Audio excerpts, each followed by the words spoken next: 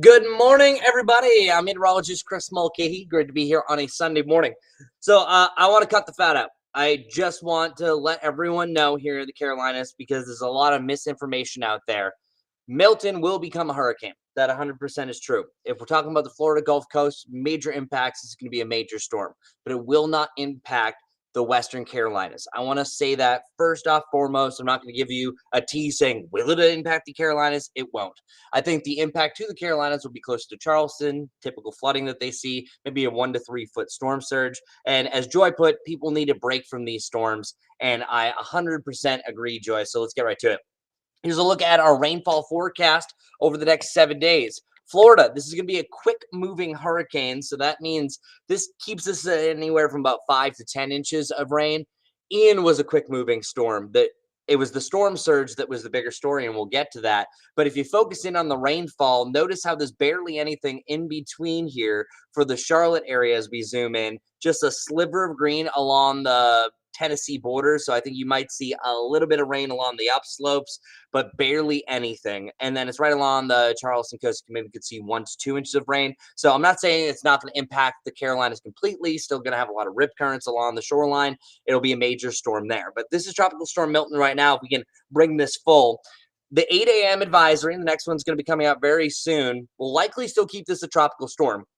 The reason why I say that is it's going through its organization process. It's going to start to get a little bit tighter in its circulation. It's fighting a few limitations, and I'll get to that. But it did gain 10 miles per hour over 3 hours from 5 to 8, gust to 65 still. And then it's moving east at 5 miles per hour. So we have dry air all around it. That's what this yellow and orange represents. But we're still seeing a few breaks in here. Here, I'll draw some things on here.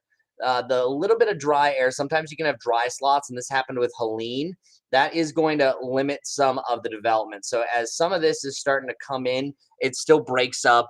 It's a general push to tighten up. I think that that's going to really take over as far as the moisture, because a hurricane literally is just a bunch of thunderstorms growing amongst each other, and then eventually, because the Coriolis effect, the spin of the earth, it allows for a hurricane to form. So it's actively feeding off the Gulf of Mexico for more thunderstorms, and that's why it's going to continue to intensify. The most recent track that we have, the most recent update, again, once I'm done with this, the new one's going to come out. Look at how big the cone is. This cone of uncertainty really has anywhere from the northern part of the Big Bend area all the way down through Fort Myer, where you have Tampa right in the middle. So don't focus in on the center, just focus on the anyone near in the red. You're going to have impacts from this, maybe heavy rain, storm surge, or the dangerous winds that could be a major status. You notice 120. Per the Saffir-Simpson scale, once it gets to 111 miles per hour, we're talking about a category 3. That is considered a major hurricane at this point. And it's right in this area, and I'll show you here in a second, that we have some of the warmest Gulf waters. Hurricanes need 80 degrees plus on the Atlantic, the Caribbean, wherever it forms, in order to continue its further development. Once it's cooler than that, it struggle buses a little bit. Once you get to 85, that's cooking. That's absolute jet fuel for some of these. And it's right in the zone where you see that 120 right there. That's where Helene hit its greatest intensification. So even though we don't have a line technically between the 2 a.m. to 2 a.m. here, I wouldn't be surprised if we're talking about 130, which would be around category 4 strength at landfall. There's some limitations. I think best case scenario here is that it breaks up a little bit. Wind shear kind of destroys it. Doesn't get that tight eye wall. And then maybe it's closer to category 2 around 100 miles per hour. I think the worst case scenario is about 130 plus. So a lot can still change. We're just kind of showing you what I'm seeing right now. This is a major story, but again, I'm going to double down here.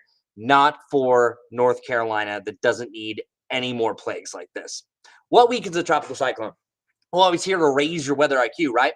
Well, we went through wind shear. Landfall, of course, is going to destroy it because it doesn't have the Atlantic to drink off of, or the Gulf of Mexico in this case, and dry air. So we have dry air right now, but you're also going to have a little bit of wind shear action. Warm waters are definitely going to be its main driving point. And right now it's originating waters that are close to 86 degrees. And that's been the big problem that we've seen with some of these Gulf storms, that the Gulf of Mexico is breaking records for how warm it's been in recent years. So compared to when Katrina was out there, we're seeing some warmer temperatures there. That once it gets a little bit closer to the Florida shoreline, it's a little bit shallower there. You're looking at anywhere from 84 to 86, which is long as it doesn't have anything major like wind shear wise, it's going to continue to grow. Now, bringing up that wind shear that I was mentioning, it's favorable right now.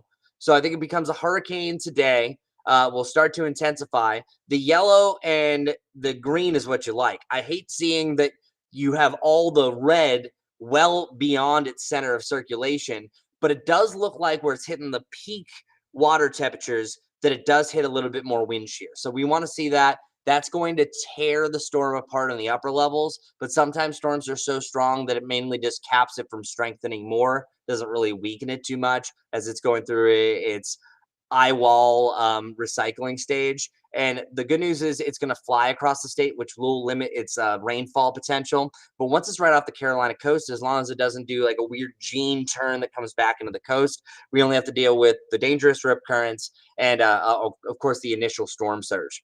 Here's the Futurecast. You're noticing that real tight rings here. This is 11 a.m. on Wednesday that it has it right outside of Tampa. And again, I don't really want to focus in on this is where it's going to make landfall. Don't think that. It can differentiate by 200 miles at this point. The cone is still so vast. But I think that we're really focusing in here on the timing that, say, if this is true, it would be like early mid-afternoon that it makes landfall on Wednesday, and then the eye wall is off the shore in 12 hours. So I think it's only going to be actually the worst of the winds in Florida for a 12-hour period. Ian was very similar to that, which did limit some of its rainfall. So that's the only good news I'm seeing here. And then once it goes out in the Atlantic, I think it kind of fades out and dies out, but you don't see a lot of rain here in the Carolinas. So that's my main point here. There's a lot of false information. When this wave formed right after Helene, they said, North Carolina, the Florida Gulf needs to be watching for another major hurricane right after Helene. There was some truth in that. There was a chance, but the cone at that point was bringing it the same direction as Helene. That's far from it, and it's still not a good situation, again, for the Tampa area and the Florida Gulf Coast. Let's start with the storm surge possibility for South Carolina. I think right now it's showing about a 1 to 3 foot storm surge is going to be a possibility, but the concern is, of course, the Florida Gulf. You're seeing over to East Point, close south of Tallahassee, 3 to 6 foot storm surge. It's showing from around Clearwater up through Tampa, 3 to 6, and then right around Cedar Key to Horseshoe Beach, where that's the place that really got hit by Imelda last year. That's where you're potentially going to have the 9 to 12 foot storm surge. And these are going to shift. These could be down further in Tampa, all the way down to, say, Siesta Key. A lot is going to change here, but that's what we're showing right now. But focusing back on our area, we actually have a really saving grace. It's a cold front that's going to move through. So the mountains looking like we're going to see a cool down. Fall's coming. So fall fans, we got good things coming for you. But I'm trying to bring it up for you. I want to show you this surface map. I always do the description pulling up the Heisman. That's exactly what this storm system is going to do. That cold front moves through down towards the south that you're about to see here on the screen. As that moves down towards the south, literally puts up one of these to the hurricane. So that's not going to prevent anything from moving through. If that wasn't there, we might have a little bit more of a pull because you have a high pressure system off the shoreline that might be able to crank up maybe more of a northerly push. So a high pressure system circulates in a clockwise form like that. So then it would kind of shift at that. But now we actually have something better counterclockwise that's kind of pushing it out that way. So we're going to have good news there. So thank goodness for this front. Before it was an upper level low and a front that was the big problem for the predecessor rain event that made Helene so bad. Moving forward, also elsewhere, our Guy Roofing 70 forecast, you can really see the sharp shift once this cold front moves through. We only have a 20% chance for rain tomorrow. I think it happens late afternoon, heading into the evening. After that, the 70s and the 50s for lows. But I do want to bring up one major thing about the recovery effort here in North Carolina. Not right away is it going to be an impact, but it's fall. It gets much cooler in the mountains because of elevation purely alone. It's usually about a week from now that we're starting to hit our peak fall foliage. Look at our lows. You're seeing this here in Banner Elk on Friday, 38 degrees. That means like the top of Beech Mountain, Grandfather Mountain, likely going to drop down below freezing.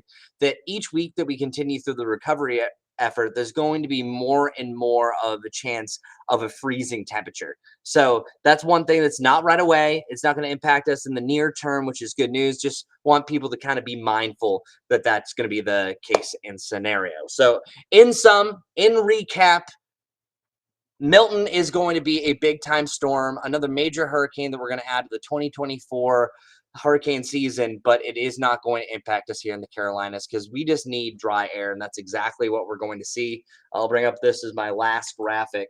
Our rainfall chances for the Charlotte area, and this will also translate for the mountains, are as low as they can get. Beyond that 20% that I have along the mountains for the Charlotte area from that front passing on Monday, we should be dry for the next 7 to 10 days. So that's a godsend that we're seeing that. And really, again, just thinking about it, tears fill my eyes a lot of times thinking about what just happened to us. This was a generational storm. Asheville, if you've ever been there before this event, there was a lot of white lines that showed the flood of 1916. That literally the flood of 2024 knocked down some of the signs that commemorated that flood. The smashed records. And I just hope to God that we don't see anything anytime soon. But at least for the next 10 days, I can show you that we're trending in a good direction. I'm meteorologist Chris Mulcahy. Thanks a lot for joining me as always. Great to be here.